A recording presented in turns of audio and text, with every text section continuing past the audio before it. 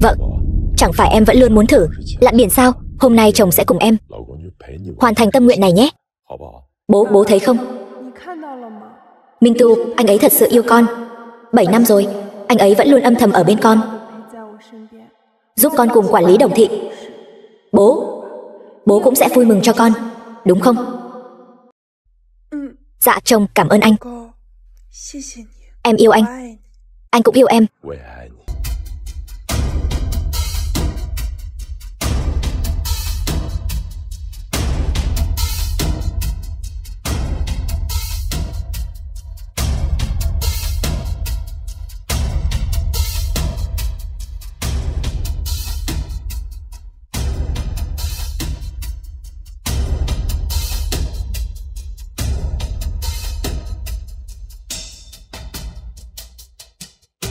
Chồng, chúng ta có con rồi. Từ nay về sau, Đồng Thị là của anh. Mọi thứ của em cũng sẽ là của anh.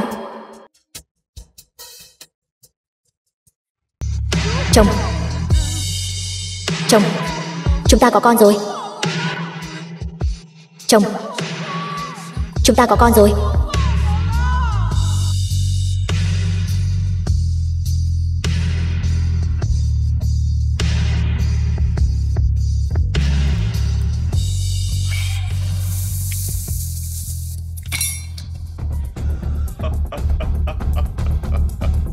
Bảy năm rồi, hôm nay cuối cùng cũng lấy được tài sản của tập đoàn Đồng Thị.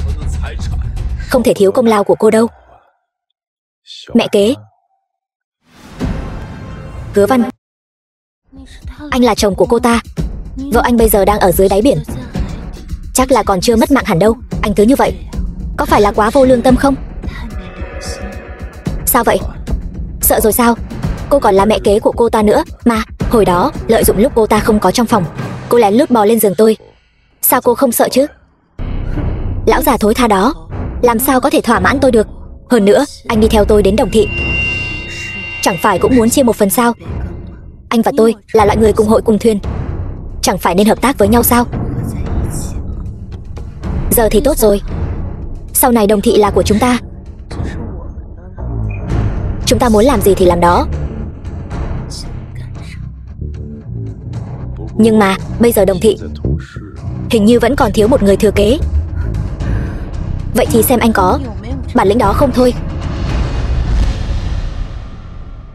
Tổng giám đốc Đặng, chủ tịch, xin hỏi vợ ngài, Đồng Tuyết, có thật là đã mất mạng rồi sao? Vâng, đúng vậy. Tối qua cô ấy ra ngoài một mình, đến khuya vẫn chưa về. Khi chúng tôi nhìn thấy di thư rồi vội vã chạy đến bờ biển thì cô ấy đã...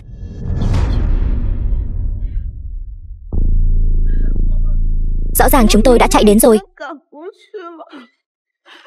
Không ngờ vẫn chậm một bước. Đồng Tuyết đáng thương của tôi. Tin tức mới nhất, tập đoàn Đồng Thị sau 2 năm, khi cựu chủ tịch Đồng Hữu Vi qua đời vì nhồi máu cơ tim.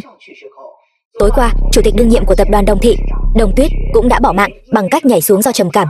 Đến nay vẫn chưa tìm thấy thi thể. Hiện tại, cổ phiếu của tập đoàn Đồng Thị đang giảm mạnh. Em gái, cuối cùng chị cũng tìm thấy em rồi. Em gái, chị, các người buông tôi ra. Em gái, chị,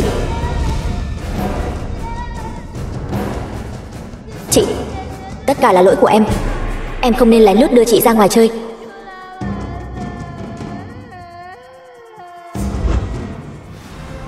Kiều An An, bố mẹ em gái, con đã về rồi. Nhưng tại sao các người lại không còn ở đây nữa? Em gái, từ khi Hứa Văn gả cho bố và em gả cho Đặng Minh Tu, chỉ trong vài năm ngắn ngủi, bố và em đều lần lượt gặp chuyện. Chị không tin sự ra đi của hai người chỉ là tai nạn.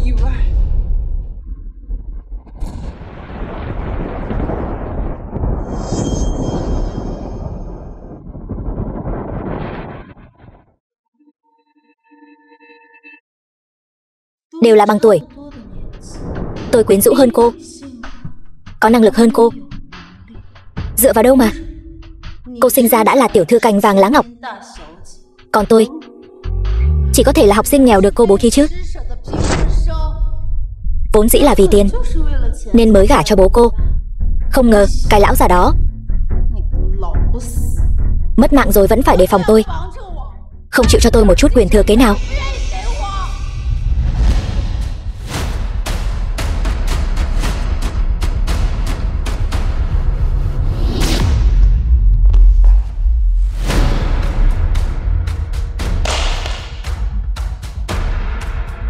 Từ hôm nay trở đi, nhà của cô, người chồng cô yêu nhất và tất cả mọi thứ của cô đều là của tôi hết. Cô cứ yên tâm, tôi sẽ tìm một đạo sĩ làm phép cho cô, để cô dù có mất mạng cũng vĩnh viễn không thể siêu thoát.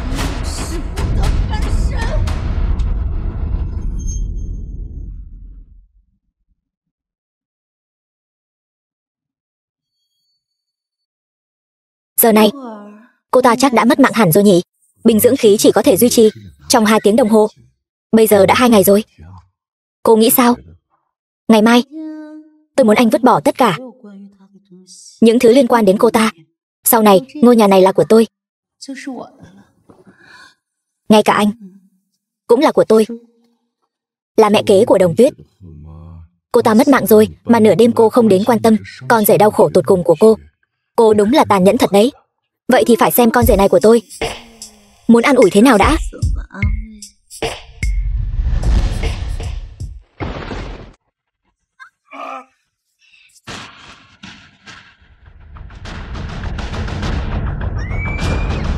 Là Đồng Tuyết. Đồng Tuyết đã trở về. Giả thân giả quỷ, ra đây. Cô ta về tìm chúng ta báo thù rồi.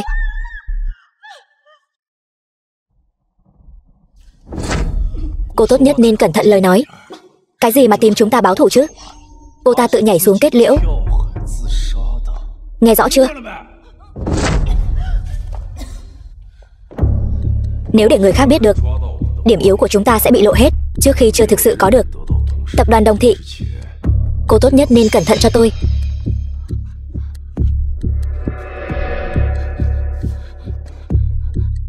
Minh Tu, tôi sai rồi. Anh đừng giận nữa. Chỉ là giả thân giả quỷ thôi. Người đã bị cá cắn rồi. Tôi không tin cô ta còn có thể thoát ra được. Cho dù cô ta là quỷ, tôi cũng phải khiến con quỷ này mất mạng ngàn vạn lần. Em gái, đây là người đàn ông mà em vô cùng yêu thương. Bất chấp tất cả cũng phải gả cho sao? Em gái, em đang ở đâu? Đang ở đâu vậy?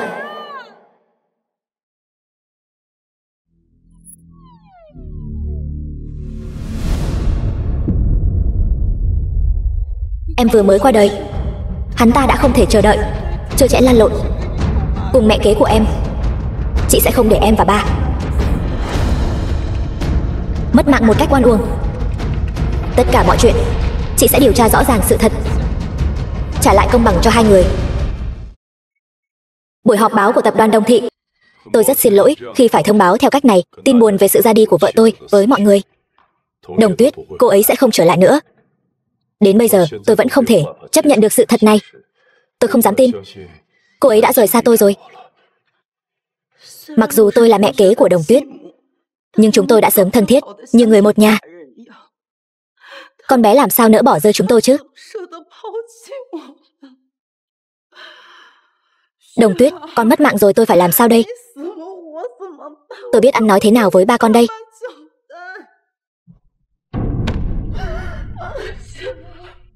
Tất cả chúng tôi đều không thể chấp nhận sự thật này. Nhưng người mất rồi thì không thể sống lại được. 2 ngày nay, vì sự ra đi của Đồng Tuyết, cổ phiếu của toàn bộ tập đoàn Đồng Thị đã sụt giảm nghiêm trọng. Nếu cứ tiếp tục như vậy, tập đoàn Đồng Thị sẽ rơi vào cảnh không thể cứu vãn. Vì cố chủ tịch đã khuất, vì Đồng Tuyết, bây giờ tôi phải vực dậy tinh thần. Tôi sẽ gánh vác toàn bộ tập đoàn Đồng Thị. Tổng giám đốc Đặng, ý của ông là gì? Tổng giám đốc Đặng, ý của ông là muốn thay Đồng Tuyết tiếp quản tập đoàn Đồng Thị sao? Với tư cách là chồng của Đồng Tuyết, phó tổng giám đốc công ty, bây giờ tôi là người duy nhất có quyền thừa kế.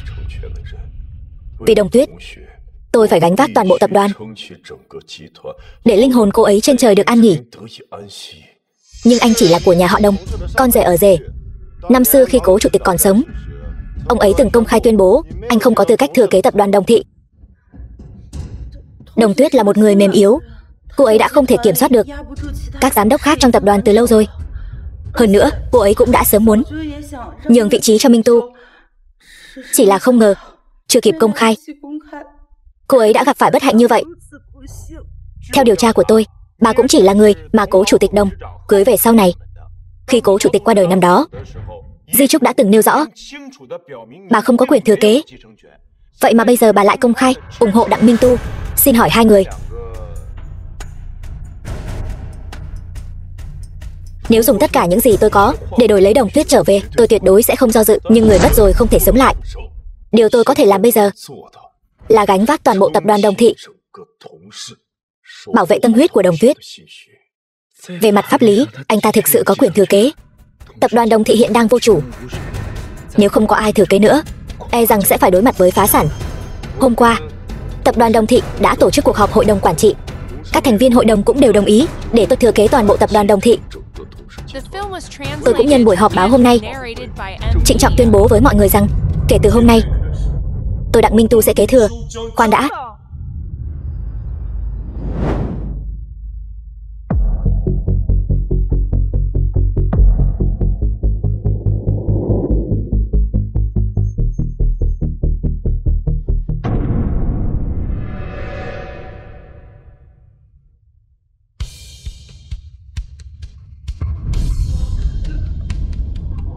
Có ma. Cô ta là ma đó. Đây không phải Đồng Tuyết sao? Không phải nói cô ấy đã nhảy xuống tự kết liễu rồi sao? Chuyện này là sao vậy? Cô là ai? Chồng, em là Đồng Tuyết đây mà. Anh không nhận ra em sao? Mẹ kế. Sao thế? Dì cũng không nhận ra con sao? Cô đừng qua đây. Cô đừng tìm tôi. Không phải tôi hại cô. Không phải tôi. Rốt cuộc cô là ai? Chồng, em là Đồng Tuyết. Sao anh lại không tin chứ? Ngày hôm đó, khi chúng tôi đến bờ biển, Đồng Tuyết đã tự kết liễu rồi. Cô chỉ dựa vào việc có một khuôn mặt giống cô ấy mà nói với tôi rằng cô là Đồng Tuyết sao? Chồng, anh chắc chắn rằng em đã nhảy xuống tự kết liễu đến vậy. Anh đã thấy rồi sao?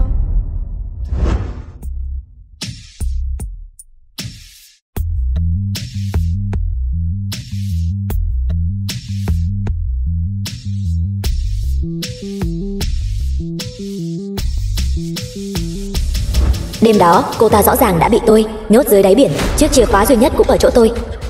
Cô ta tuyệt đối không thể thoát ra khỏi lồng được. Người trước mắt này không thể là Đồng Tuyết. Cô không phải Đồng Tuyết. Bức thư tuyệt mạnh Đồng Tuyết để lại, chúng tôi đã giám định rồi. Đó chính là chữ viết của cô ấy. Hơn nữa, trên bờ biển còn có giày của cô ấy. Sao cô có thể là Đồng Tuyết được? Chỉ dựa vào một bức thư tuyệt mạnh và một chiếc giày trên bờ biển, anh đã chắc chắn đến vậy rằng em đã nhảy xuống tự kết liễu sao? Chẳng lẽ là các người nói dối? Ngày hôm đó, chính các người đã nhìn tôi nhảy xuống, hay là các người đã ép tôi nhảy xuống? Cô đang nói linh tinh gì vậy? Rốt cuộc cô là ai? Cô muốn làm gì? Chồng, em là Đồng Tuyết đây mà.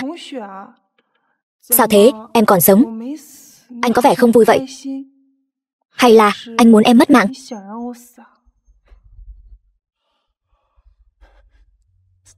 Sao lại thế chứ? Em trở về, sao anh có thể không vui được? Nhưng làm sao cô chứng minh cô là Đồng Tuyết? Ngoài khuôn mặt giống cô ấy ra, những thứ khác hoàn toàn không giống chút nào cả. Đồng Tuyết đã kết hôn với Đặng Minh Tu 7 năm rồi. Chồng không thể nào không nhận ra vợ mình chứ. Chồng cô là người đầu ấp tay gối với cô mà còn không tin cô. Cô định chứng minh thế nào? Tôi nhớ ra rồi. Sau lưng Đồng Tuyết có một vết bớt hình hoa mai. Đó là độc nhất vô nhị. Đúng vậy.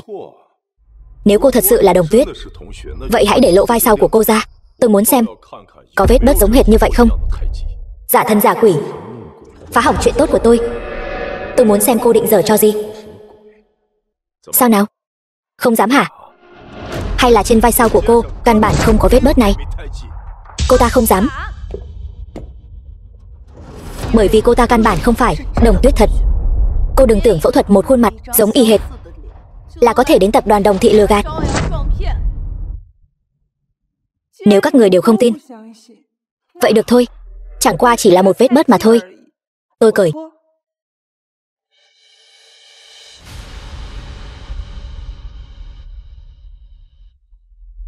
Nhưng với tư cách là chủ tịch tập đoàn Đồng Thị, tại sao tôi phải chứng minh bản thân trước mặt mọi người?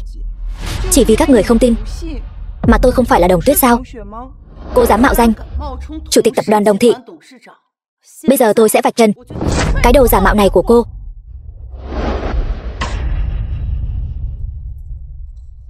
Quả nhiên là giả.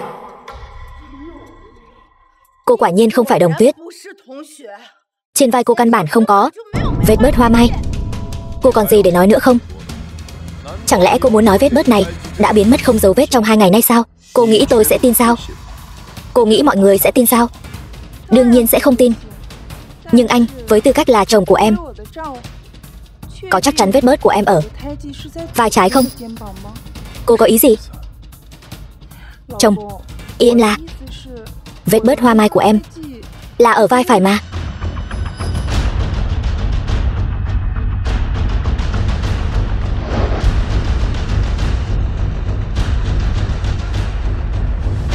Sao có thể chứ? Cô thật sự là Đồng Tuyết sao? Chẳng lẽ cô ta thật sự là Đồng Tuyết? Cô ta đã thoát ra từ đáy biển sao? Với tư cách là người chồng yêu em sâu sắc, đã chung chăn gối 7 năm, anh ngay cả vết bớt của em ở bên trái hay bên phải cũng không nhớ rõ sao? Chồng, anh thật sự yêu em sao? 7 năm rồi, ngay cả vị trí vết bớt quan trọng của vợ mình cũng có thể nhớ nhầm. Chuyện này không thể nào chứ. Hình tượng thâm tình bao nhiêu năm nay, chẳng lẽ anh ta giả vờ sao? Khó nói lắm. Dù sao cũng chỉ là chàng rể ở rể của nhà họ Đồng mà thôi. Minh Tu, sao có thể chứ? Gần đây vì chuyện của em, anh đã bôn ba ngày đêm không ngừng nghỉ. Chỉ là quá mệt mỏi mà thôi. Đúng vậy, ngay đêm em gái mất mạng, anh đã vội vàng lên giường với mẹ kế của cô ấy. Đương nhiên là mệt rồi. Chồng, lần này anh đã tin em rồi chứ? May mắn là tôi và em gái đều giống mẹ, có một vết bớt hình hoa mai y hệt nhau ở vai phải. Tiểu thư, cuối cùng cô cũng về rồi. Tôi cứ nghĩ sẽ không bao giờ gặp lại cô nữa chứ. Cô ra ngoài trước đi, tôi không cần người hầu hạ. Vậy được, cô nghỉ ngơi cho tốt nhé. Tôi đi trước đây.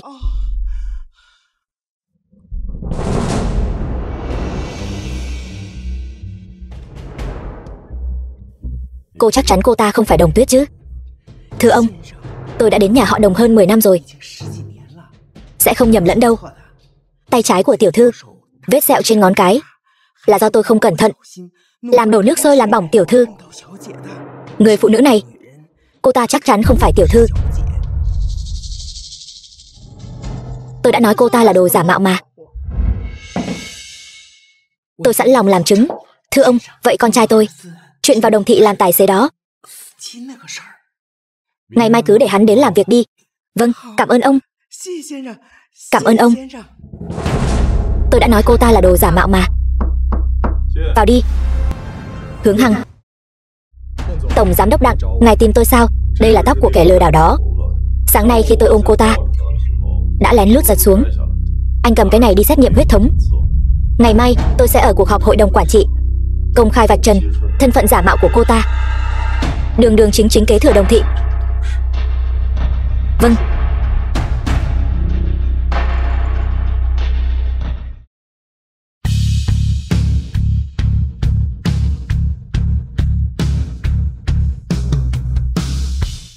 Này, những người không phận sự không được vào trong. Người không phận sự sao?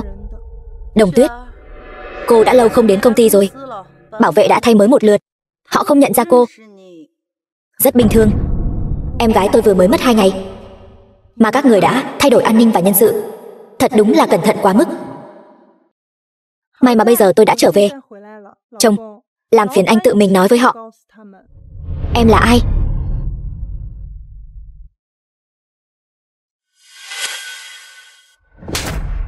Chủ tịch đương nhiệm của Đồng Thị. Cũng là người mà các người có thể ngăn cản sao? Chủ tịch sao? Ngay cả bà chủ cũng không nhận ra. Thay người đi. Đồ giả mạo cũng dám ngông cuồng như vậy sao? Không nhảy nhót được bao lâu nữa đâu. Lát nữa sẽ để cô ta lộ nguyên hình.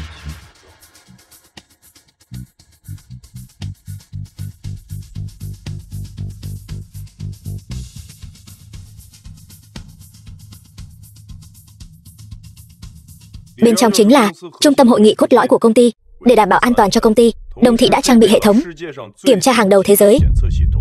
Đối chiếu vân tay thành công mới có thể vào. Đối chiếu vân tay thành công sao? Tôi cũng phải làm hả? Vợ, đây là quy tắc do em tự mình đặt ra mà, ai cũng không thể vi phạm đâu. Chỉ là vân tay thôi mà, đưa tay ấn một cái là xong chứ gì. Chẳng lẽ cô là đồ giả mạo? Biết thân phận của mình sắp bị bại lộ nên sợ rồi sao? Đúng vậy đó, một cái quét vân tay thôi mà. Sao lại do dự như vậy? Không lẽ là giả thật sao? Tất cả im miệng. Vợ tôi biết rõ. Vợ, anh tin em. Nào, không cần đến cuộc họp hội đồng quản trị. Ngay tại đây là có thể vạch trần thân phận giả mạo của cô rồi. Vợ, sao vậy? Không sao. Không sao thì nhanh lên đi. Mọi người đều đang đợi một mình cô đó.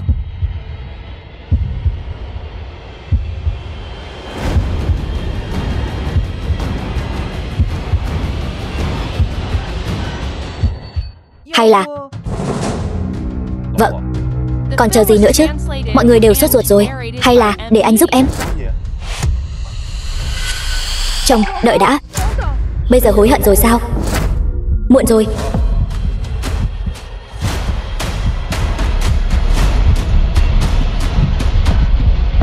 Đối chiếu vân tay thất bại. Xin hãy xác minh lại. Đối chiếu vân tay thất bại. Xin hãy xác minh lại.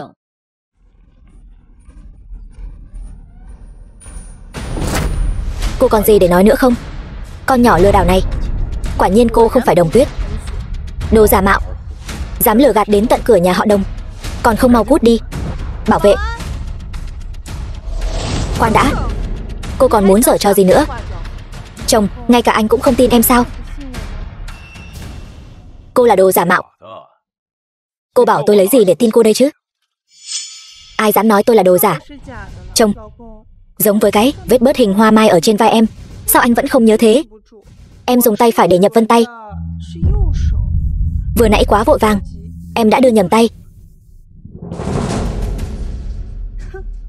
Sắp mất mạng đến nơi còn cứng miệng. Lát nữa, chẳng lẽ còn muốn tính cả ngón chân của cô vào nữa sao?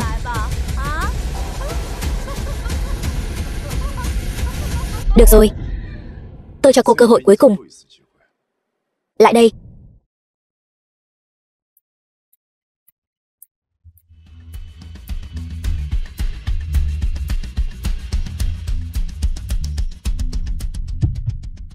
Đối chiếu vân tay thành công, mời vào. Sao có thể chứ? Cô đã giở trò gì vậy? May mà tôi đã chuẩn bị từ trước.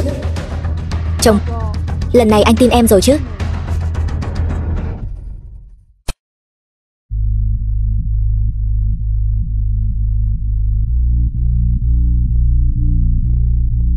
Thông báo cho tất cả các thành viên hội đồng quản trị lập tức đến phòng họp tổ chức cuộc họp hội đồng quản trị.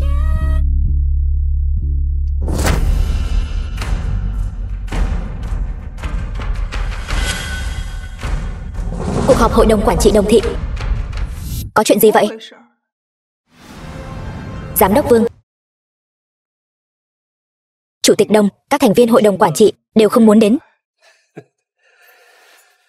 Các thành viên hội đồng quản trị nói rằng Đồng Thị vì cô tự kết liễu, cổ phiếu rớt giá thảm hại. Nếu muốn họ đến, cô phải nhường lại vị trí chủ tịch hội đồng quản trị, nhường cho Đặng Minh Tu. Tổng giám đốc Đặng. Thế cục đã định, lòng người hướng về Đồng Tuyết, chi bằng cô cứ nhân cơ hội này nhường lại vị trí chủ tịch hội đồng quản trị, về nhà nghỉ ngơi thật tốt đi. Bằng không cứ tiếp tục rằng có thế này, e rằng Đồng Thị sẽ vì cô mà phá sản. Đồng Tuyết dù sao đi nữa, hiện tại chẳng phải vẫn là chủ tịch hội đồng quản trị của Đồng thị sao? Các người đối xử thờ ơ với cô ấy như vậy, chính là đối xử thờ ơ với tôi. Hướng Hằng, bây giờ hãy bảo tất cả các thành viên hội đồng quản trị lập tức quay lại họp. Vâng, tổng giám đốc Đặng, tôi sẽ đi làm ngay. Muốn gạt tôi ra rìa sao? Cô thật sự nghĩ rằng 7 năm nay tôi nhẫn nhịn là để làm con rùa rụt cổ cho cái nhà họ Đồng của các người sao? Các thành viên hội đồng quản trị sớm đã là người của tôi rồi, không cần phiền phức nữa. Anh cứ nhân danh tôi, nói với tất cả các thành viên hội đồng quản trị, nếu trong vòng 20 phút họ không đến được phòng họp, tôi sẽ chính thức với tư cách chủ tịch hội đồng quản trị của tập đoàn Đồng thị khai trừ họ khỏi tập đoàn Đồng thị. Từ nay về sau, họ chỉ có quyền chia cổ phần, không có quyền quản lý. Khai trừ sao? Cô chưa đủ tư cách đâu. Nhân viên nhỏ bé dám chống đối chủ tịch hội đồng quản trị. Nếu anh không phục như vậy, vậy thì bắt đầu từ việc sa thải anh trước đi. Cô dám hả? Tôi đường đường là chủ tịch tập đoàn Đồng thị, ngay cả việc sa thải một kẻ không biết trời cao đất dày như nhân viên này cũng không có tư cách sao? Cô biết tôi là ai không? Tôi là cháu trai của tổng giám đốc Vương. Cháu ruột đấy. Vậy thì càng phải sa thải. Tôi xem ai dám.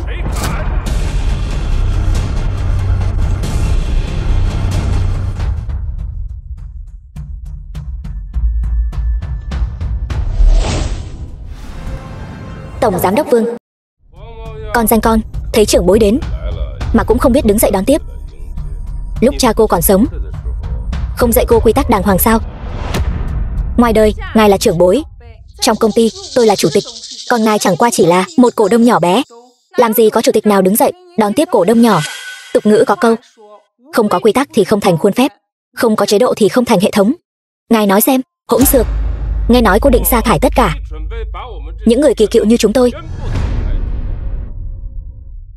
Gan lớn thật đấy. Các vị giám đốc có mặt ở đây đều là những người kỳ cựu của công ty, từng theo cố chủ tịch lập nên công lao hiển hách.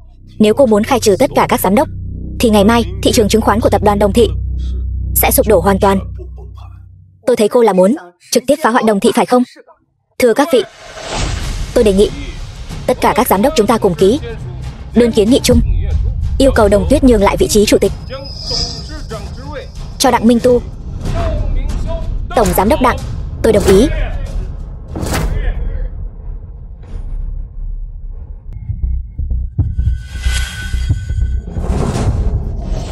Đây là di chúc mà cha đã lập ra lúc còn sống. Trong đó có một điều là, nếu công ty có giám đốc nào ép tôi thoái vị, thì tôi có quyền vô điều kiện khai trừ người đó khỏi Đồng thị.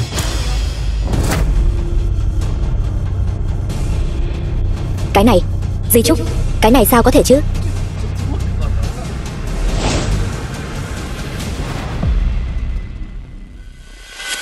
Cho dù di chúc này là thật, nhưng trước khi di chúc có hiệu lực, cô phải là Đồng Tuyết thật đã. Rất tiếc, cô không phải. Đúng vậy, mấy lần trước để cô may mắn thoát được, lần này chúng tôi có bằng chứng xác đáng chứng minh cô căn bản không phải là Đồng Tuyết. Các người có bằng chứng gì chứng minh?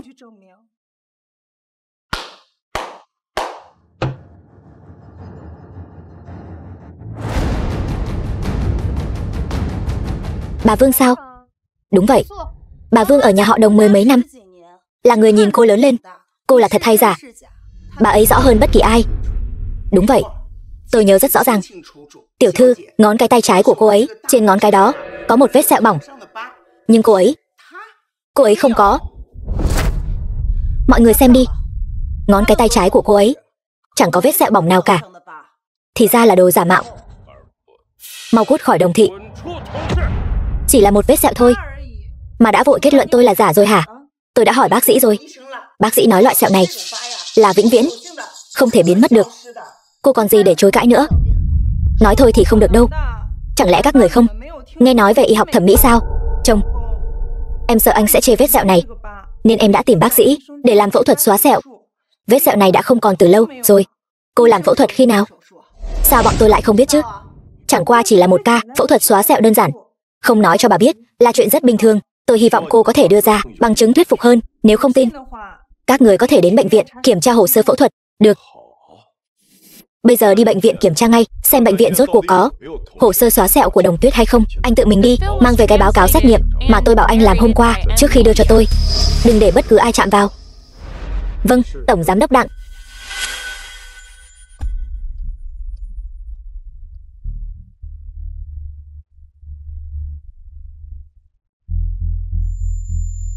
Tôi sống sót trở về. Chẳng qua là tôi đã nhìn rõ một vài chuyện. Thế mà các người lại lầm tưởng tôi là Đồng Tuyết giả. Tôi đã tự chứng minh nhiều lần như vậy rồi, các người đều không tin. Linh hồn của ba ở trên trời, e rằng khó mà an nghỉ được rồi. Muốn tự chứng minh sao? Tôi lại có một cách. Chắc hẳn mọi người đều biết, trước khi cố chủ tịch qua đời, đã giao cho Đồng Tuyết một miếng ngọc bội quan trọng. Từ khi Đồng Tuyết có được miếng ngọc bội này, cô ấy chưa từng để rời thân. Nếu cô thật sự là Đồng Tuyết, thì hãy lấy miếng ngọc bội ra đi, để tự chứng minh thân phận. Đúng vậy. Lấy ngọc bội ra đi. Lấy ra đi. Lấy ra đi. Dấu vân tay, vết sẹo có thể dùng thủ đoạn.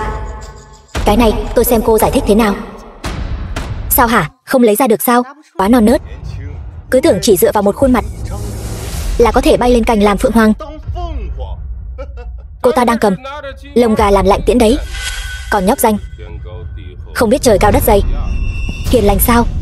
Nếu tôi cứ theo như trước đây, tính cách hiền lành, e rằng hôm nay tôi đã bị các người ăn đến xương cũng không còn rồi. Tôi mạnh mẽ, chính là không biết trời cao đất dày. Vậy thì các người dựa vào tuổi tác mà ra vẻ bề trên thì tính là gì? Có phải là cậy già lên mặt không? Cô nói ai cậy già lên mặt hả? Thì ra ông cũng biết tức giận đấy chứ. Tôi còn tưởng ra mặt các người cứng như đá trong hố xí vậy, đánh thế nào cũng không thấy đau chứ. Này cô làm loạn đủ rồi đấy. Người đâu? Phế chân nó cho tôi, ném ra khỏi Đồng thị. Ai dám? Cô là đồ giả mạo. Chúng tôi có gì mà không dám. Tôi đã bao giờ thừa nhận tôi là đồ giả mạo đâu. Nếu các người một ngày không chứng minh được tôi là đồ giả mạo, thì tôi vẫn là chủ tịch tập đoàn Đồng thị. Mở to mắt chó của các người ra mà nhìn cho rõ, rốt cuộc nên nghe lệnh của ai. Tuổi còn nhỏ lại lanh mồm lanh miệng, chỉ biết ba hoa trích chòe thì có ích gì. Mau lấy thứ chứng minh thân phận của cô ra đây. Lấy ra đi. Lấy ngọc bội ra, xem cái mạng nhỏ này của cô còn giữ được đến bao giờ. Hôm nay nếu cô không lấy ra được ngọc bội mà cố chủ tịch để lại cho cô, thì dù có thiên vương đến, cô cũng là đồ giả mạo. Nói nhiều vô ích. Cô chỉ có thể chứng minh mình là Đồng Tuyết khi lấy ra ngọc bội. Sao hả? Không lấy ra được sao? Lấy ngọc bội ra đi chứ. Lấy ra. Lấy ngọc bội ra đi. Lấy ra đi. Có lấy ra được không? Lục soát là biết ngay.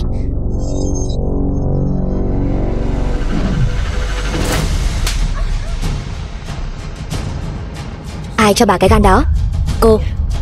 Cô dám đánh tôi sao? Bà còn dám lục soát người tôi, cái tát này còn là nhẹ cho bà đấy. Tôi là mẹ của Đồng Tuyết. Tôi là phu nhân của cố chủ tịch Đồng thị. Mẹ tôi đã qua đời nhiều năm trước rồi. Bà chẳng qua chỉ là mẹ kế mà bố tôi cưới sau này thôi. Ở nhà họ Đồng, bà không có quyền lên tiếng. Ở công ty, bà càng không có địa vị gì đáng nói. Hơn nữa, bà quên rồi sao? Năm đó, bà đã hại bố tôi và lừa ông ấy cưới bà vào cửa thế nào sao? Cô Minh Tu, đủ rồi. Cô đừng ở đây mà đánh trống lảng. Muốn chúng tôi thừa nhận thân phận của cô thì mau lấy ngọc bội ra đi. Quản lý Hướng, đây là thứ anh bảo tôi báo cáo xét nghiệm huyết thống. Làm báo cáo xét nghiệm huyết thống, bây giờ kết quả đã có rồi. Người đã tỉnh chưa? Chưa, vẫn cần phải theo dõi thêm. Tổng Giám đốc Đặng, báo cáo đã lấy được rồi. Trong vòng 5 phút có thể đến công ty.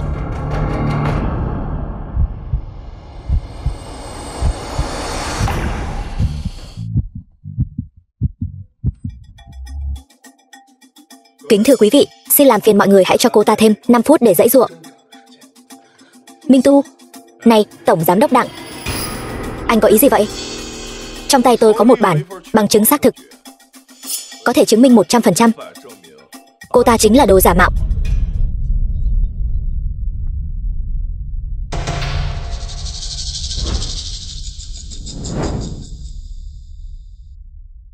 Tổng Giám đốc Đặng, trong cái túi này đựng cái gì vậy? Sao lại bí ẩn thế? Ai cũng biết Đồng Tuyết sau khi để lại một bức di thư đã nhảy xuống tự kết liễu. Từ khi người phụ nữ này xuất hiện, tôi đã nghi ngờ cô ta không phải Đồng Tuyết. Bởi vì ngoài việc cô ta có một khuôn mặt giống hệt Đồng Tuyết ra, từ đầu đến chân đều không đúng. Vì vậy, tôi đã cho người lấy tóc của cô ta và mẫu từ di vật của Đồng Tuyết, làm báo cáo xét nghiệm so sánh. Báo cáo không thể làm giả được. Thật giả thế nào, nhìn là biết ngay. Xem ra bản báo cáo này đã không còn cần phải xem nữa rồi, bởi vì cô ta căn bản là không có ngọc bội. Bây giờ thừa nhận bản thân cô là giả, có lẽ chúng tôi vẫn có thể tha cho cô một con đường sống. Sao thế? Sợ rồi hả? Xưa có trồn hoang tráo thái tử, nay có trộm cột thay xà, chim cúc chiếm tổ chim khách. Giờ đây sự thật sắp được phơi bày. Cô ta không sợ mới là lạ. Các người sao lại chắc chắn là tôi không thể lấy ra ngọc bội như vậy? Còn bản báo cáo này nhất định sẽ cho thấy tôi là giả sao? Đừng giãy giụa nữa. Có bản lĩnh thì lấy ngọc bội ra đi. Nếu không lấy ra được thì đừng cố chấp nữa. Tôi sẽ khiến cô mất mạng một cách rõ ràng. Ai nói tôi không lấy ra được ngọc bội? Vẫn còn muốn giãy giụa trong tuyệt vọng sao? Chẳng qua chỉ là ngọc bội thôi mà. Đương nhiên tôi có bản lĩnh lấy ra. Tuy nhiên, một khi tôi lấy ra ngọc bội, chứng minh tôi là Đồng Tuyết thật, thì tôi sẽ ban hành chỉ thị đầu tiên. Khi trở về Đồng Thị, tất cả quý vị có mặt ở đây sẽ bị khai trừ khỏi tập đoàn Đồng Thị. Ai nên từ chức thì từ chức, ai nên từ bỏ quyền quản lý thì từ bỏ. Các người hoảng loạn cái gì? Cô ta căn bản không thể lấy ra ngọc bội. Hơn nữa, còn có báo cáo xét nghiệm huyết thống ở đây. Tôi không tin cô ta còn có thể giở trò gì dưới mí mắt chúng ta. Cô ta 100% là giả. Được, hôm nay nếu cô lấy ra ngọc bội, chứng minh cô là Đồng Tuyết thật, thì tôi sẽ cút khỏi Đồng Thị ngay lập tức. Tôi cũng vậy. Chúng tôi chấp nhận lời cá cược này. Đồng ý. Được, đây là do chính các người nói đấy nhé.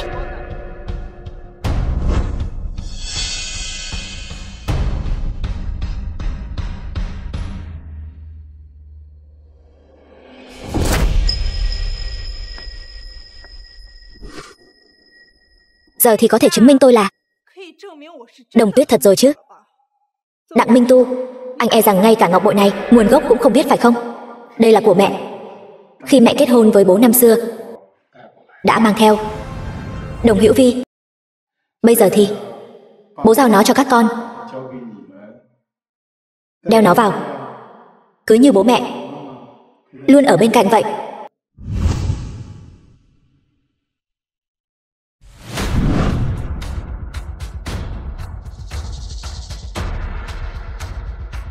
Chẳng lẽ cô thật sự là Đồng Tuyết sao?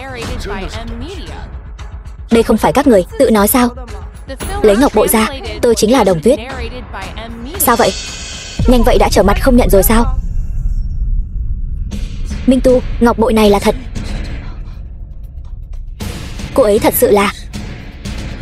Cô ấy đã trở về rồi. Cô ấy trở về để báo thù chúng ta rồi. Cô hoảng sợ gì chứ? Chẳng phải vẫn còn báo cáo kiểm tra sao? Ngọc bội có thể làm giả, nhưng báo cáo kiểm tra này sẽ không sai được.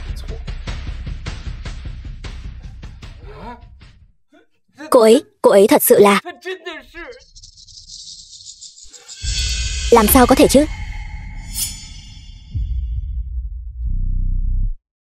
Báo cáo xét nghiệm huyết thống, báo cáo xét nghiệm cùng huyết thống. Làm sao có thể chứ? Không thể nào. Sao lại không thể? Các người hãy nhìn cho rõ đây. Báo cáo này nói rõ ràng rành mạch, minh bạch. Tôi chính là Đồng Tuyết thật sự, chủ tịch đương nhiệm của tập đoàn Đồng Thị. Tôi và em gái là chị em song sinh cùng trứng, máu mủ tình thâm. Cho dù các người kiểm tra hàng ngàn, hàng vạn lần, quan hệ huyết thống cũng sẽ không thay đổi. Cô ấy thật sự là Đồng Tuyết. Làm sao có thể chứ? Không phải nói 100% cô ta là giả sao? Chắc chắn là có vấn đề ở đâu đó rồi. Vết bớt hoa mai, dấu vân tay, sẹo bỏng, ngọc bội, những thứ này các người đều có thể lựa chọn làm ngơ. Bây giờ báo cáo xét nghiệm huyết thống cũng ở đây. Các người còn muốn nói tôi là giả sao? Người giả vờ ngủ thì không thể đánh thức được. Nếu các người đều đã lựa chọn đứng về phía đối lập với tôi, vậy tôi cũng không cần thiết giữ các người lại nữa. Cứ theo những gì các người tự nói. Cút khỏi Đồng Thị.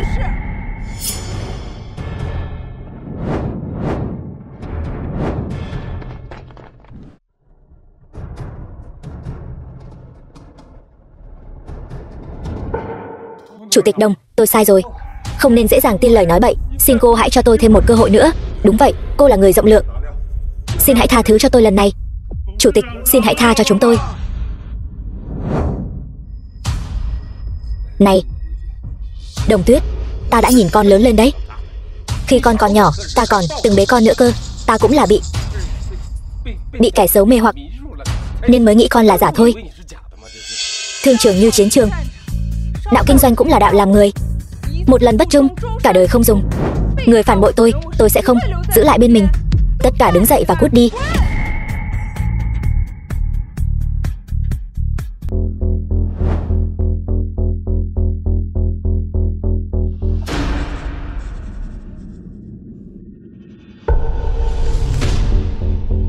Chồng, em yêu anh. Vợ, anh cũng yêu em. Đặng Minh Tu, tôi muốn xem rốt cuộc anh là người hay là quỷ. Đồng thị cuối cùng cũng là của tôi rồi.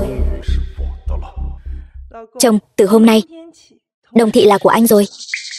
Chúng ta về nhà thôi. Con trai, con trai, con trai đáng thương của mẹ. Con trai đáng thương của mẹ.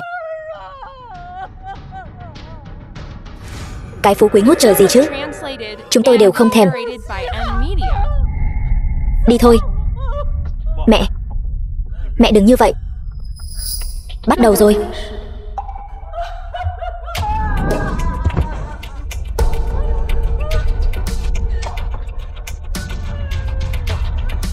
Hỡi các vị hảo tâm,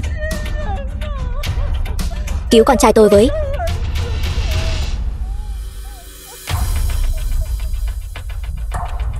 Mẹ em gái, hai người mau đứng dậy. Đừng như vậy, hai người về trước đi. Mẹ em gái, hai người đừng như vậy. Mau về đi. Chúng tôi không thể đi. Chúng tôi đi rồi. Con sẽ không thể quay lại được nữa đâu.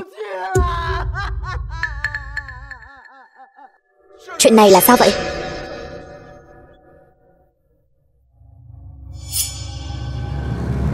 Chính là người phụ nữ này, con dâu tốt của tôi. Cô ta lấy mạng chúng tôi. Cô ta uy hiếp Minh Tu.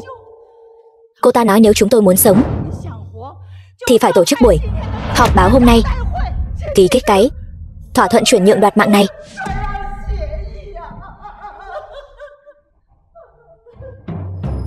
Tôi đe dọa các người sao? Người ta đã chuyển nhượng toàn bộ tập đoàn Đồng Thị cho con trai của bà rồi, mà vẫn chưa thỏa mãn sao? Ý của bà là Đồng Tuyết ép buộc các người kế thừa tập đoàn Đồng Thị sao? Mọi người đừng bị người phụ nữ này lừa gạt. Cô ta đã sớm chướng mắt chúng tôi rồi. Thậm chí còn coi thường anh trai tôi. Từ khi anh trai tôi ở rể nhà họ Đồng những năm qua, cô ta đối xử với anh trai tôi không đánh thì mắng. Mượn danh nghĩa buổi họp báo, bề ngoài là muốn chuyển nhượng Đồng Thị cho anh trai tôi, nhưng thực chất cô ta đã sớm bí mật tìm người rồi. Chỉ cần anh trai tôi hôm nay bước ra khỏi cánh cửa này, chắc chắn sẽ mất mạng. Sau khi con trai tôi mất mạng, công ty này sẽ là của cô ta. Cô ta muốn sống thoải mái thế nào cũng được. Đáng tiếc con trai tôi đã vô ích, mất đi một mạng người. Chỉ còn lại hai mẹ con chúng tôi. Những ngày tháng sau này, làm sao chúng tôi có thể sống tiếp đây? Tay con sắp gãy rồi. Mày muốn làm loạn hả?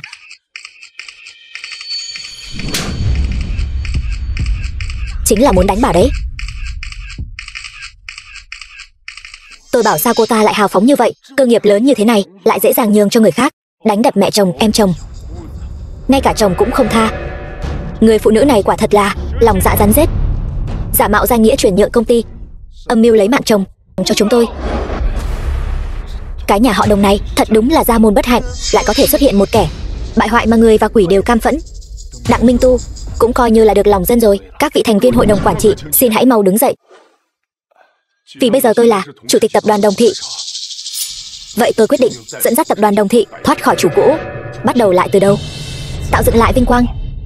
Bây giờ tôi xin tuyên bố, tập đoàn Đồng Thị chính thức đổi tên thành tập đoàn Minh Tu.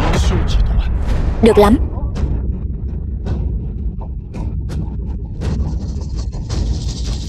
E rằng anh không có quyền này đâu. Con trai tôi là chủ tịch hội đồng quản trị, nó là người đứng đầu, nó muốn làm gì thì làm. Đúng vậy, bây giờ chủ tịch hội đồng quản trị của công ty là Minh Tu, không phải cô. Đồng Tuyết, chúng ta bây giờ đã ly hôn rồi. Cô và tôi không còn chút quan hệ nào. Đã nói rồi mà, anh đừng có mà vội vàng như vậy. Trước khi ký hãy xem cho kỹ. Nhưng anh cứ không chịu nghe. Ý gì đây? Một trong số đó là sau khi anh ký xong thỏa thuận chuyển nhượng, phải tái hôn với tôi. Thỏa thuận này mới có hiệu lực. Nếu không, sẽ tự động bị hủy bỏ.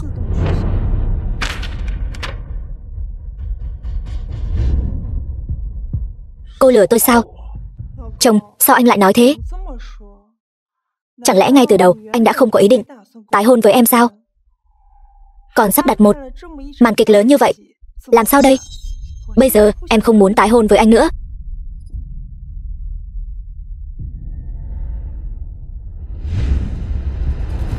Cảm giác từ thiên đường rơi xuống địa ngục không dễ chịu chút nào phải không, cô? Bây giờ tôi đã ly hôn với anh rồi. Đồng Thị cũng không còn thuộc về anh nữa. Đặng Minh Tu, bây giờ anh mới là người thực sự không còn gì cả. Cô dám đùa giỡn tôi sao? Đúng vậy, bây giờ anh mới phát hiện ra sao? Đồ tiện nhân độc ác nhà cô. Tôi lấy mạng cô.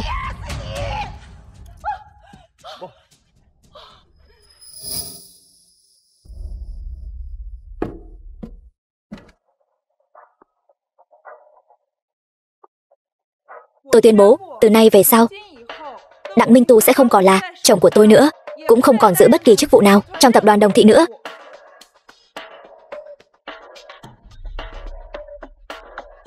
Tôi thấy chưa chắc đâu. Bà Vương.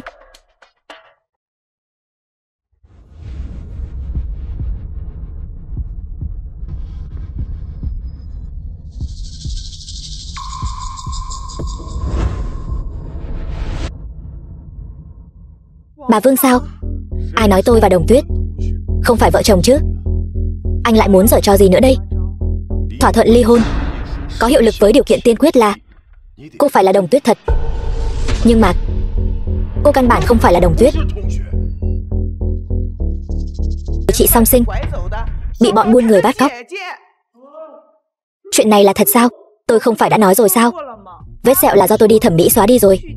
Hơn nữa không phải các người đã nói báo cáo xét nghiệm huyết thống sẽ không sai được sao? Song sinh có huyết thống tương tự nhau thì có gì lạ đâu.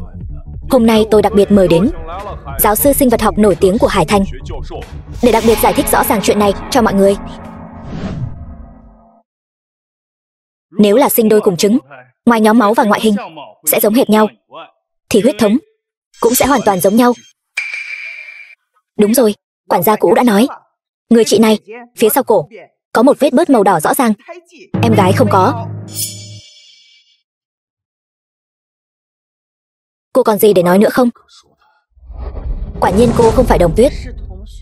Quý vị, vở kịch này cũng nên kết thúc rồi. Nếu cô ta không phải Đồng Tuyết, vậy bản thỏa thuận ly hôn này đương nhiên là vô hiệu. Đồng Tuyết là vì trầm cảm mà nhảy xuống tự kết liễu.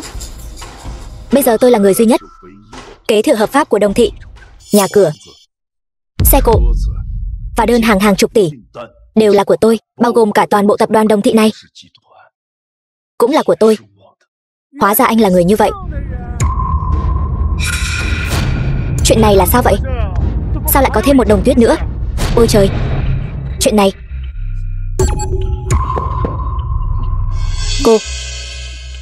Cô là người hay là ma? Minh Tu, trong mắt anh, tiền thật sự quan trọng hơn em sao? Cô thật sự là Đồng Tuyết sao? Quen biết 2 năm, kết hôn 7 năm, anh không nhận ra em sao? Sao cô có thể còn sống được?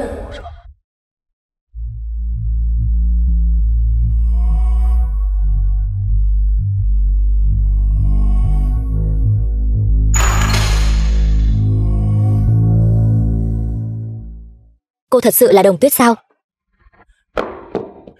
Em gái, em là em gái, em còn sống. Chị, đúng, chị là chị gái, em đã về rồi, em còn sống, thật sự quá tốt rồi.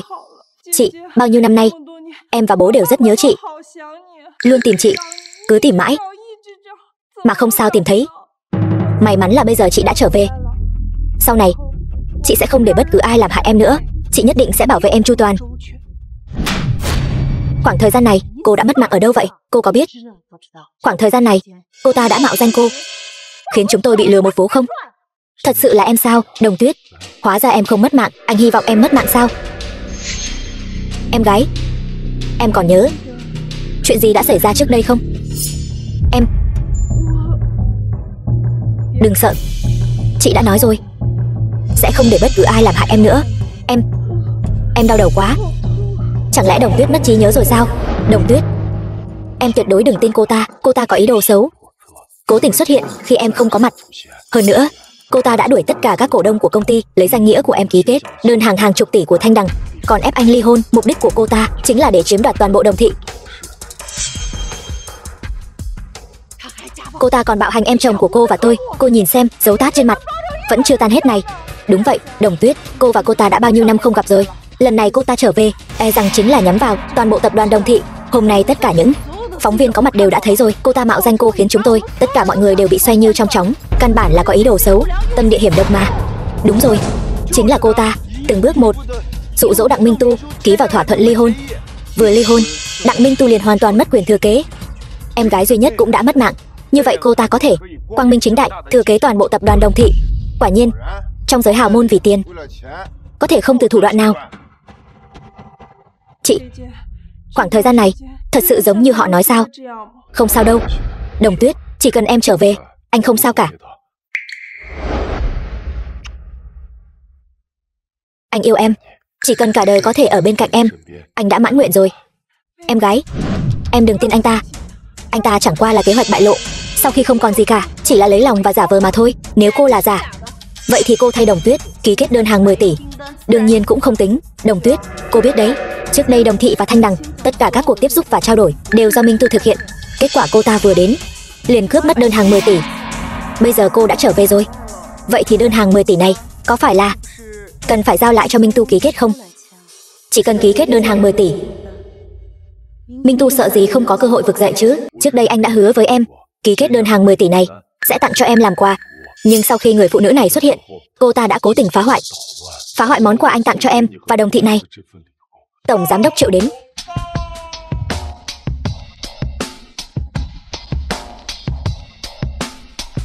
Vị này chính là tổng giám đốc Triệu của tập đoàn Thanh Đằng. Tổng giám đốc Triệu, bây giờ Đồng Tuyết thật sự đã trở về rồi, chúng ta có thể ký lại hợp đồng không? Cho dù là ký lại hợp đồng thì cũng phải do em gái tôi là Đồng Tuyết ký. Hơn nữa phải thêm một điều khoản, Đặng Minh Tu vĩnh viễn không được dưới bất kỳ hình thức nào thừa kế Đồng thị. Cô mạnh miệng thật đấy. Cô nghĩ cô là ai chứ? Còn vọng tưởng thao túng người của tập đoàn Thanh Đằng. Triệu Chí Hằng, vậy xin mời ông nói cho tất cả mọi người biết, lời tôi nói rốt cuộc có tính hay không? Tổng giám đốc Triệu, loại người giả thần giả quỷ, lấy danh nghĩa tập đoàn Thanh Đằng đi lừa đảo như thế này. Em nói em muốn đi leo núi, anh đã bỏ hết mọi công việc trong tay, anh đã đi cùng em, chuyện này chắc sẽ không có gì sai sót chứ. Leo núi sao? Đặng Minh Tu, nếu không phải tôi đã sớm có sự chuẩn bị, e rằng ngày leo núi đó tôi đã mất mạng rồi. Ngày mai đã chuẩn bị xong hết chưa? Yên tâm đi, đã sắp xếp xong hết rồi. Ngày mai tôi sẽ đưa cô ta đi leo núi, giả vờ chụp ảnh cho cô ta, sau đó đẩy cô ta xuống vách núi. Vách núi cao như vậy, trượt chân ngã xuống chắc sẽ không có vấn đề gì. Bên ngoài các người là vợ chồng ân ái, ai có thể nghĩ được là anh đã đẩy cô ta xuống đó chứ. Kẻ nào ngăn cản tôi kế thừa Đồng thị đều phải mất mạng. Chồng, em thế này có đẹp không? Đợi một chút, anh giúp em điều chỉnh lại vị trí một chút nữa nhé.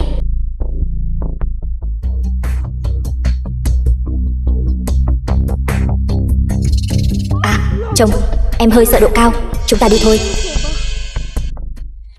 Đặng Minh Tu, khi anh không hề hay biết, tôi đã cho anh vô số cơ hội. Kết quả không ngờ rằng sự khoan dung hết lần này đến lần khác của tôi dành cho anh lại từng bước đẩy tôi xuống vực sâu. Đặng Minh Tu, giờ còn gì để chối cãi nữa không? Đồng Tuyết, lần đầu chúng ta gặp nhau tôi bị trật chân, anh cũng biết thân phận của tôi nên mới cõng tôi xuống núi phải không? Từ sau đó tình cờ gặp ở thư viện, cùng một căng tin, đi học cùng tôi. Đều là mưu kế anh tỉ mỉ tiếp cận tôi, phải không? Anh chưa bao giờ thực sự yêu tôi. Vậy còn em có thực sự yêu anh không? Trong mắt em, anh chỉ là một kẻ nghèo hèn. Gọi đến thì đến, bảo đi thì đi. Một món đồ chơi, giờ tôi đã tiêu đời rồi. Các người cũng đừng hòng đi.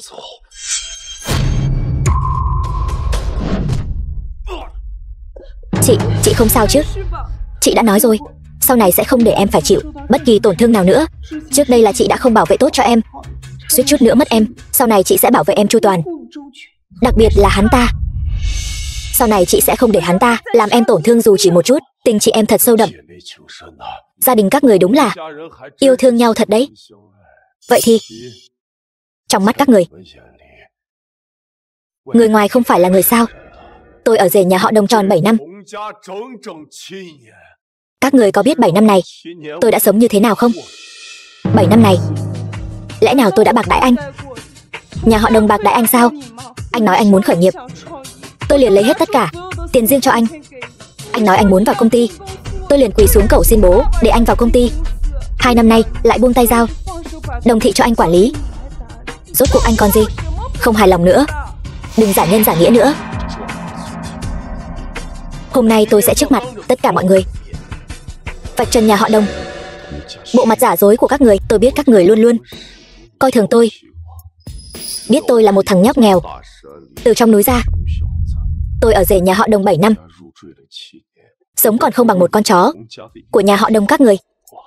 Sao anh có thể nói như vậy? Tôi nói sai sao? Tôi có năng lực, có khí phách, nhưng bố cô đề phòng tôi như đề phòng trộm vậy. 7 năm này, cho dù là một con chó cũng có một khúc xương để ăn chứ. Còn các người thì sao? Các người khắp nơi chèn ép tôi. Cái lão già đó mất mạng cũng không chia cho tôi một nửa gia sản. Cô có biết người ngoài nói gì về tôi không? Nói tôi là chỉ biết dựa dẫm vào vợ, một tên vô dụng ăn bám. Hóa ra bao nhiêu năm nay trong lòng anh lại nghĩ như vậy. Tôi còn ngây thơ tưởng rằng anh thực sự yêu tôi trước tiền tài và quyền thế. Tình yêu là gì chứ? Cô có biết ở bên ngoài không có cơm mà ăn, đói bụng là như thế nào không? Cô có biết bị người ta dẫm đạp dưới chân giống như chó phải uống nước tiểu không?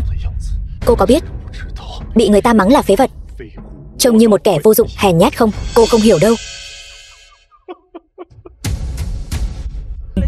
Mới cố ý tiếp cận em gái tôi, nhưng mà Minh Tu, tại sao anh lại không tin tình yêu tôi dành cho anh chứ? Chẳng lẽ anh không tin tôi sẽ giao Đồng Thị cho anh quản lý sao?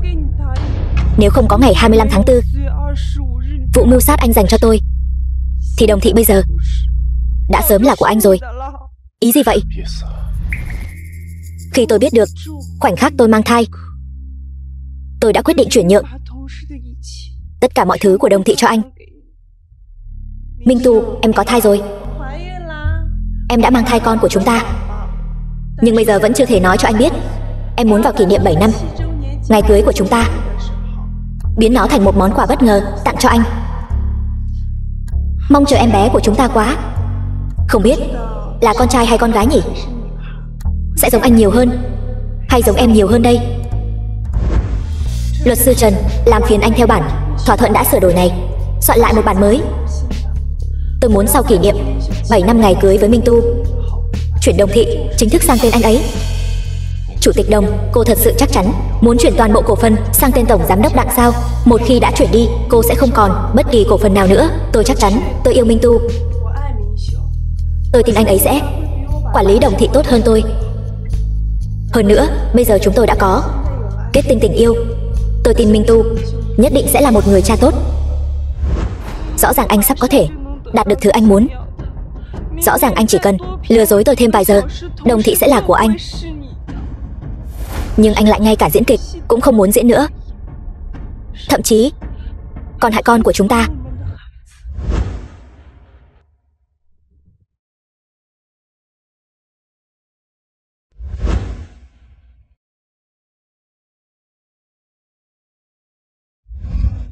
Không thể nào. Không thể nào. Tất cả những gì anh muốn lại là thứ em gái tôi không hề quan tâm nhất. Vốn dĩ cô ấy chỉ muốn trao tất cả cho anh, thế mà anh lại phụ bạc một người phụ nữ thật lòng yêu anh. Trời có mắt, sẽ không để anh đạt được ước nguyện đâu. Sao lại thế này? Tôi đã tự tay lấy mạng con của mình. Tôi đã tự tay lấy mạng con của mình. Tôi không phải là người.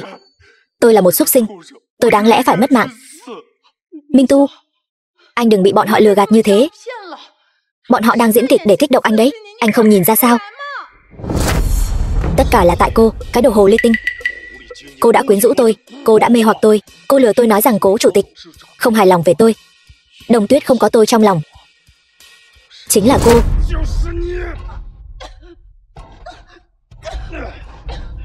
Đồ khốn nạn. Rõ ràng là anh muốn nuốt trọn tập đoàn Đồng Thị. Nếu không phải tôi, ngày nào cũng ở bên cạnh lão già đó, thổi gió bên tai cho anh. Anh nghĩ anh có thể nhanh chóng ngồi lên vị trí phó tổng giám đốc sao? Cô đã hủy hoại tôi, còn hại tôi lấy mạng con của tôi và Đồng Tuyết. Hôm nay là lúc mọi thứ nên trở về đúng vị trí của nó, chấm dứt hoàn toàn vở kịch này. Đưa đi. Các người làm gì vậy? Buông tôi ra, tôi là mẹ kế của các người. Sao các người có thể đối xử với tôi như vậy? Buông tôi ra. Đồng Tuyết, anh cầu xin em, hãy cho anh một cơ hội nữa. Em tha thứ cho anh đi, chúng ta làm lại từ đầu có được không? Nếu em không tin lời anh, em hãy lấy mạng anh ngay bây giờ đi. Mất em, anh cũng không thể sống được nữa. Anh chỉ cầu xin em hãy cho anh một sự ra đi nhanh chóng. Còn đứng ngây ra đó làm gì? Đưa anh ta đi, đưa đến đồn cảnh sát. Đồng Tuyết, anh cầu xin em. Đồng Tuyết, khoan đã. Đồng Tuyết, chẳng lẽ em còn mềm lòng với tên khốn nạn này sao? Hắn không bao giờ bỏ được cái tật đó đâu. Chị, không sao, em sẽ không mềm lòng với anh ta đâu. Đặng Minh Tu, anh nói mất tôi còn đau khổ hơn mất mạng sao? Đồng Tuyết, nếu em không tin anh thì hãy dùng con dao găm này lấy mạng anh đi. Nào, đâm vào đây, anh tuyệt đối sẽ không né tránh. Một là lấy mạng anh, hai là ở bên anh. Hãy cho anh một sự ra đi nhanh chóng. Được, vậy tôi sẽ thành toàn cho anh.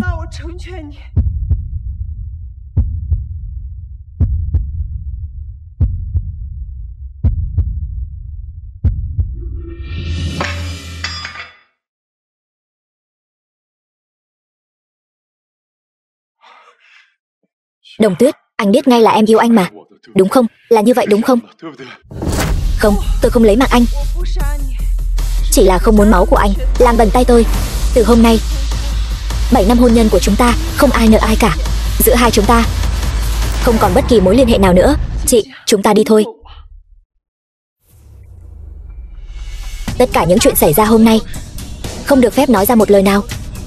Nếu có ai đó nói lung tung, dẫn đến giá cổ phiếu của tập đoàn Đồng Thị bị ảnh hưởng, công sức của cha và em gái bị tổn thất, tập đoàn Thanh Đằng của tôi tuyệt đối sẽ không tha cho hắn.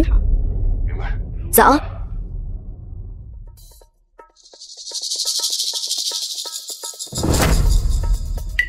Các người làm gì vậy? Làm gì sao? Đồ lòng lang dạ sói như anh, hại chúng tôi bị thu hồi cổ phần, còn bị đuổi khỏi Đồng Thị. Bây giờ chúng tôi không còn gì cả. Nếu không phải anh và người phụ nữ Hứa Văn kia lừa gạt dối trá, chúng tôi đâu đến nỗi sa sút thế này. Hôm nay không lấy mạng anh không đủ để hả giận. Đánh hắn mất mạng đi.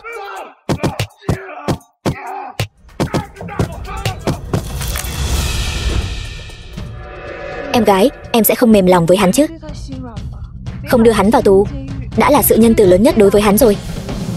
Dù sao đây cũng là Đồng Thị. Nếu hắn thật sự mất mạng ở đây, tin đồn ra ngoài sẽ làm tổn hại đến danh tiếng của Đồng Thị. Chị, bảo họ dừng tay, đuổi hắn ra ngoài đi. Sau này hai người đường ai nấy đi, vĩnh viễn sẽ không còn liên quan gì nữa. Được, hôm nay cứ tha cho hắn lần cuối. Tất cả dừng tay.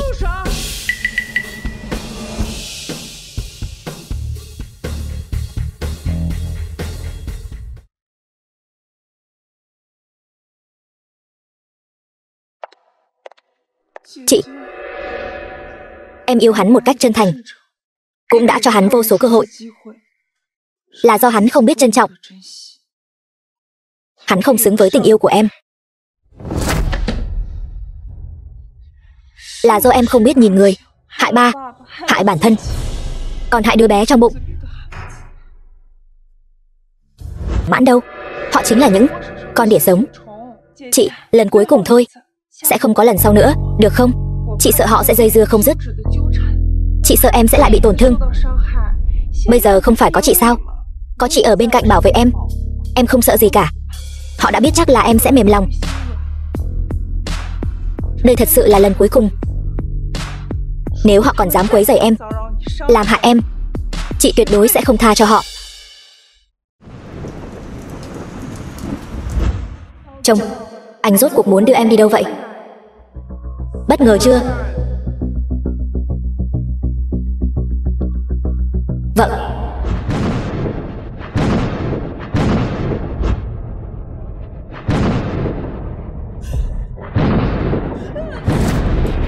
Đồng Tuyết, đừng kêu lên nữa, là anh đây.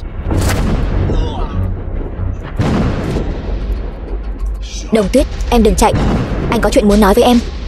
Nửa đêm nửa hôm, anh vào phòng tôi làm gì? Đồng Tuyết, anh yêu em, anh biết em vẫn còn yêu anh, đúng không? Nếu như anh biết em đã mang thai con của chúng ta, anh tuyệt đối sẽ không làm hại em. Bây giờ nói gì cũng vô ích rồi. Tôi đã cho anh rất nhiều cơ hội rồi. Chị nói đúng, không đưa anh vào tù đã là sự nhân từ lớn nhất rồi. Đồng Tuyết, em vẫn chưa hết giận sao? Làm gì đấy? Đồng Tuyết, em đừng sợ, anh không làm hại em đâu. Anh chỉ muốn em tha thứ cho anh. Hôm nay em không nỡ làm hại anh. Được. Vậy anh sẽ trả lại cho em. Anh điên rồi, chúng ta đã ly hôn rồi. Ly hôn rồi chúng ta vẫn có thể tái hôn mà, anh có thể đợi em mà. 1 năm, 2 năm, thậm chí 10 năm. Chúng ta lại ở bên nhau. Làm lại từ đầu được không? Không quay lại được nữa rồi, mãi mãi không quay lại được nữa rồi. Anh đi đi, nếu không tôi sẽ gọi người đấy. Đồng Tuyết, em không yêu anh nữa phải không?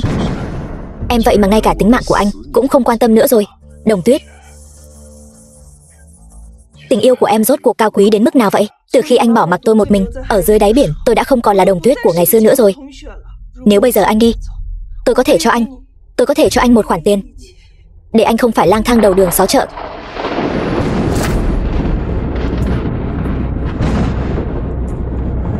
Nếu em không quan tâm tính mạng của anh, vậy thì em cứ mất mạng đi.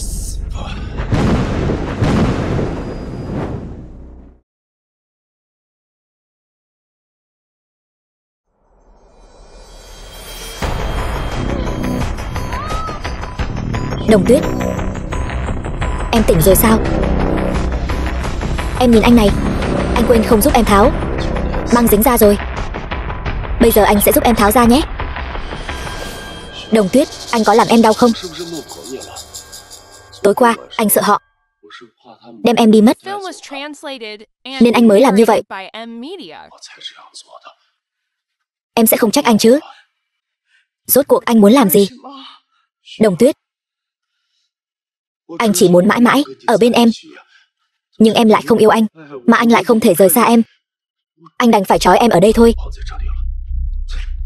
Anh thề, chỉ cần em tha thứ cho anh, em yêu anh thật lòng, anh sẽ không làm hại em đâu. Đồng Tuyết, em sợ anh sao? Anh mau thả tôi ra. Không được. Nếu anh thả em ra, em sẽ bỏ trốn mất. Đúng rồi, anh có mang cho em một thứ này.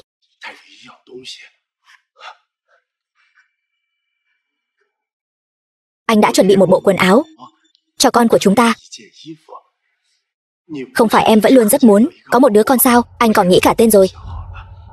Đặng Minh Tu, anh tỉnh táo lại đi. Đứa bé đã không còn nữa rồi. Khi anh nhốt tôi vào cái lồng dưới đáy biển thì đứa bé đã không còn nữa rồi. Bây giờ anh giả vờ làm những thứ này thì còn ý nghĩa gì nữa? Không phải đâu. Đứa bé đó không còn nữa. Chúng ta vẫn có thể có thêm mà. Chỉ cần chúng ta yêu thương nhau, chúng ta có thể có rất nhiều con. Em muốn bao nhiêu đứa con cũng được mà. Anh thả tôi ra đi. Chị phát hiện tôi không có ở nhà sẽ nhanh chóng tìm đến thôi. Sao bây giờ em lại trở nên nhẫn tâm như vậy chứ?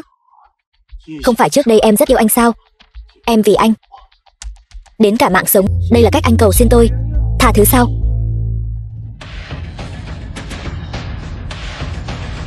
Anh chỉ là vì quá yêu em nên anh mới trói em đến đây mà. Đúng rồi, anh còn mang theo sổ hộ khẩu nữa. Chỉ cần bây giờ em gật đầu, chúng ta sẽ lập tức đến cục dân chính làm thủ tục tái hôn. Em vẫn là Đồng Tuyết mà anh yêu. Anh vẫn là người mà em yêu, Đặng Minh Tu. Chúng ta có thể yêu thương nhau, được không? Anh nghĩ còn có khả năng sao? Đặng Minh Tu quay đầu là bờ. Đừng cố chấp nữa. Không được. Em không thể không yêu anh. Em nhất định phải yêu anh. Chỉ khi em yêu anh mới có được lợi thế để giành lấy Đồng Thị. Anh mới có thể trở thành người mà ai ai cũng kính trọng, trở thành người đứng trên vạn người. Em nhất định phải yêu anh. Nghe rõ chưa? Đặng Minh Tu, anh buông cô ấy ra. Đứng lại. Chị, hắn ta điên rồi. Chị mau đi đi. Hắn ta có làm em bị thương không? Chị mau đi đi. Chị sẽ không bỏ rơi em đâu. Tiền tôi đã mang đến cho anh rồi. Anh mau thả em gái tôi ra. Các người đúng là tình chị em sâu nặng thật đấy. Hôm nay tôi muốn xem thử tình chị em của các người sâu nặng đến mức nào. Đặng Minh Tu, em gái tôi hết lần này đến lần khác tha thứ cho anh, nhưng anh lại mãi mãi không biết trân trọng, ngược lại còn lợi dụng sự mềm lòng của cô ấy, hết lần này đến lần khác làm tổn thương cô ấy. Tha thứ sao? Mày có biết cái chân này của tao đã bị gãy như thế nào không? Bị người ta phế gãy không thương tiếc đấy. Rõ ràng hôm đó các người đều nhìn thấy, vậy mà vẫn dung túng cho bọn chúng phế gãy chân tao, đè tao xuống đất, đạp như chó vậy. Mày nói cho tao biết đi, cái thứ khốn nạn này gọi là tha thứ hả? Anh muốn bao nhiêu tiền tôi đều có thể cho anh, chỉ cần anh thả Đồng Tuyết ra. Ở đây có 10 triệu. Nếu không đủ, tôi có thể lập tức sai người đi lấy thêm. 10 triệu sao? Cô Đường Đường là chủ tịch tập đoàn Thanh Đằng, tài sản bạc tỷ. Cô lấy 10 triệu ra để bố thí cho kẻ ăn xin hả? Anh muốn bao nhiêu tiền tôi đều có thể cho anh. Tôi muốn toàn bộ Đồng Thị, muốn toàn bộ tập đoàn Thanh Đằng. Không thể nào. Mày im đi, tất cả là tại mày. Nếu không thì Đồng Thị đã sớm là của tao rồi. Mày lẽ ra đã phải mất mạng từ lâu rồi. Tao có năng lực như vậy, tại sao tao lại phải ở trong nhà họ Đồng của các người là một con chó chỉ biết vẫy đuôi chứ? Hôm nay, một là trả lại tất cả những gì thuộc về tao, hai là tất cả các người đều phải mất mạng cho tao. Sao nào? Không phải nói tình chị em sâu nặng sao? Bảo cô giao ra tập đoàn Thanh Đằng, cô lại không muốn nữa rồi sao? Cái thứ tình chị em thá gì chứ? Người vì tiền mà mất mạng, chim vì mồi mà vong. Không ai là không yêu quyền thế, không ai là không yêu tiền. Ai nói tôi không muốn, tôi đồng ý. Cô nói gì? Tôi nói tôi đồng ý. Chỉ cần anh thả Đồng Tuyết, Đồng Thị có thể cho anh, tập đoàn Thanh Đằng cũng có thể cho anh.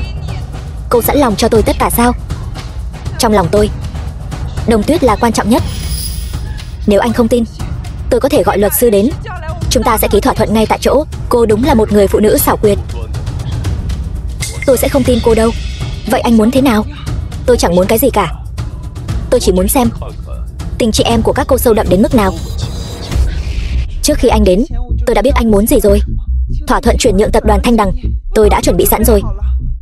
Bây giờ chỉ cần anh thả Đồng Tuyết ra, chúng ta sẽ ký ngay tại chỗ, tuyệt đối không có bất kỳ mánh khóe nào. Nếu có bản lĩnh, cô ký rồi ném qua đây đi. Chị, đừng mà.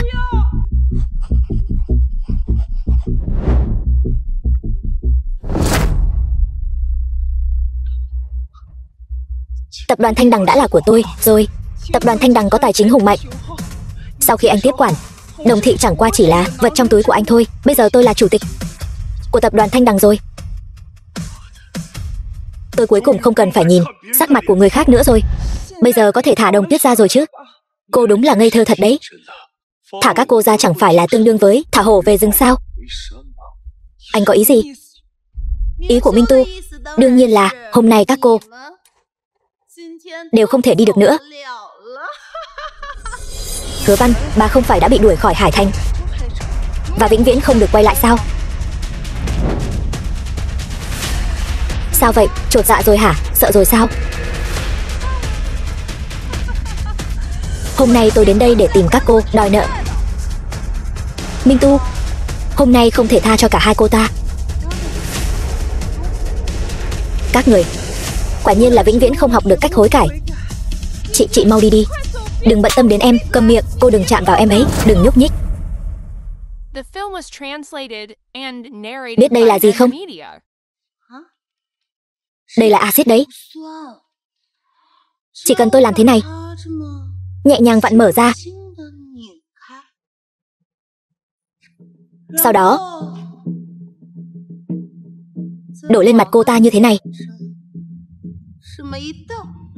Khuôn mặt xinh đẹp này của cô ta sẽ biến mất. Đừng mà, người đã khiến các người mất tất cả là tôi, không phải Đồng Tuyết. Có gì thì cứ nhắm vào tôi đây. Đúng là tình chị em sâu đậm thật đấy. Hôm nay tôi muốn xem giữa các cô rốt cuộc có tình cảm sâu đậm đến mức nào. Nếu không thì thế này, chúng ta chơi một trò chơi đi. Gọi là cô mất mạng thì cô ta sống, cô ta mất mạng thì cô sống.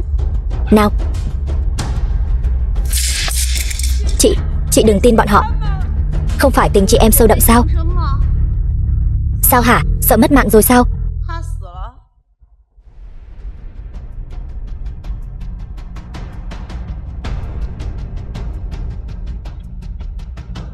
Đừng mà chị, đừng mà. Biết tim ở đâu không? Nhắm cho kỹ vào. Lát nữa mà không mất mạng thì người mất mạng sẽ là em gái cô đấy. Đây là do chính các người nói. Nếu tôi mất mạng, các người sẽ thả em ấy ra. Vậy thì xem cô có mất mạng hay không đã. Nhanh lên đi. Chị.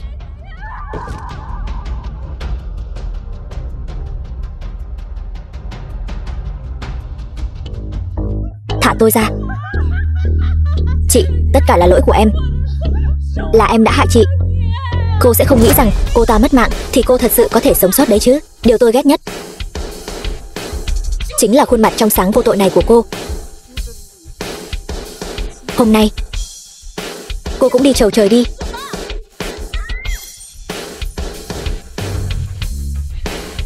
Cô vậy mà vẫn còn sống. Con tiện nhân này.